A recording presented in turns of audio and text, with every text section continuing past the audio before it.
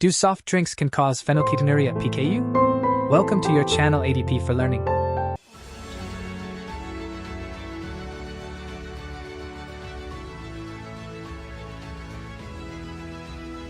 Today we will explore a new topic of phenylketonuria (PKU) by addressing key questions like what is phenylketonuria (PKU? Which gene is affected in phenylketonuria (PKU? What are the symptoms of phenylketonuria (PKU? And how to manage or treat phenylketonuria (PKU? So, without further delay, let's start with our first question.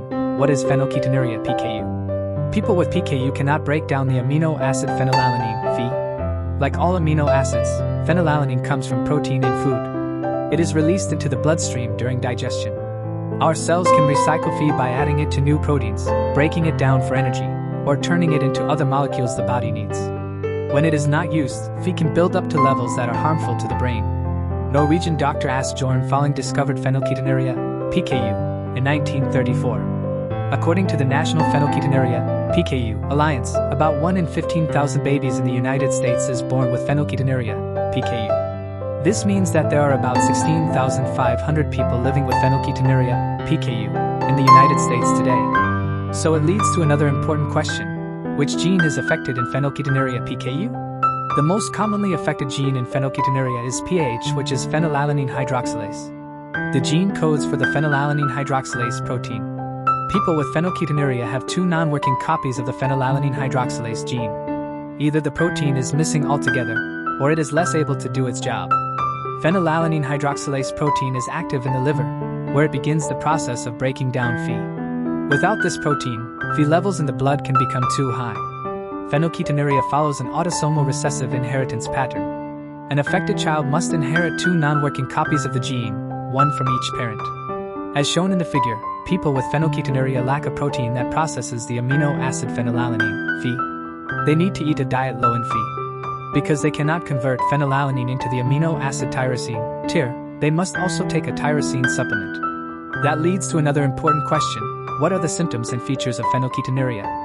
Phenylketonuria can look very different between individual people, depending on the specific gene variants they have. The classic form is the most common, and also the most dangerous.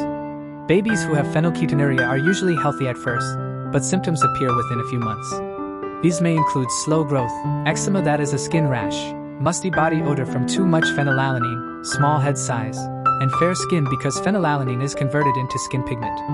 Without treatment, children with phenylketonuria experience developmental delays, behavior problems, intellectual disability, and seizures. Because early intervention can prevent the most serious symptoms, phenylketonuria is included in most newborn genetic screening panels. With early intervention, many people with phenylketonuria have no health effects from their condition.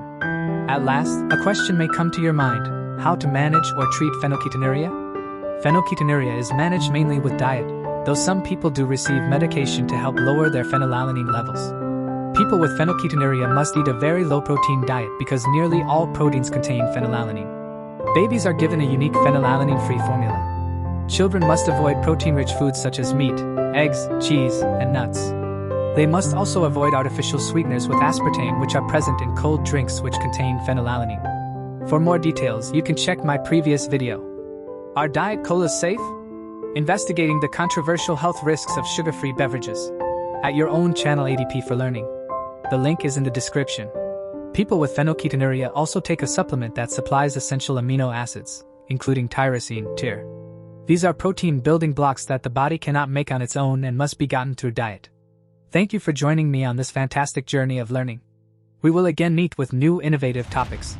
Meanwhile, if you have any doubts or feedback, please comment below.